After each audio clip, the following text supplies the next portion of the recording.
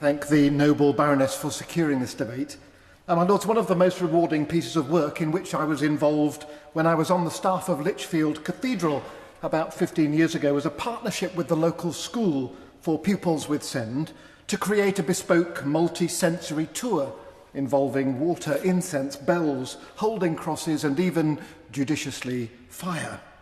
At first, the cathedral guides were dubious, having been used simply to providing school visitors with a verbal commentary on the history and architecture of the building.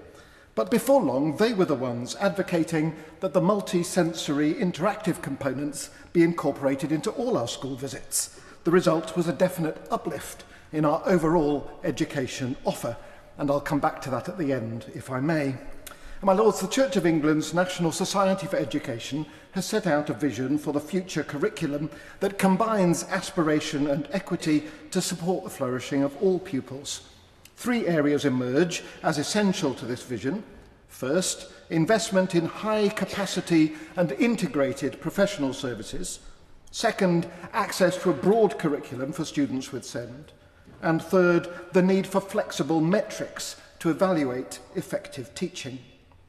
First, multi-agency professional services must be properly funded to provide holistic support to children with SEND. I have in mind the fields of educational psychology, speech and language therapy, occupational therapy, child mental health, all of which have been in decline in recent years.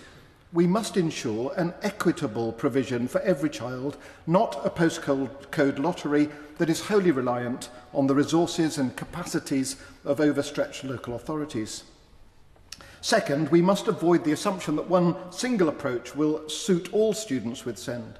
The challenges that some experience are cognitive, others face physical, sensory, social, communication barriers. The wide variety of needs and abilities demands in turn a varied curriculum, but one that is nevertheless ambitious and in no way dilutes content for students with SEND. Third, there is a danger of an over-reliance on formulaic assessments to measure the success of an educational offering. My Lords, it is short-sighted to seek to incentivise high-quality and consistent teaching by demanding adherence to a single accountability framework or assessment mechanism. Indeed, each of the latest Ofsted reviews on subject knowledge concludes that there is no single approach that guarantees delivery of a high-quality curriculum.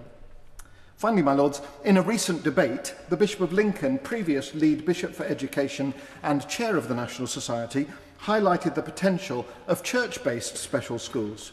Bearing in mind the tremendous constraints on mainstream education and the chronically underfunded and overstretched special education sector, I do hope this possibility will be given serious consideration. My Lords, a focus on support for children with SEND is obviously worthwhile because those children themselves matter to us. But if our experience in Lichfield is any guide, such support is capable of generating learning which can enrich the education we offer all pupils. That is the reason I am so grateful for this short debate and for the opportunity to contribute to it.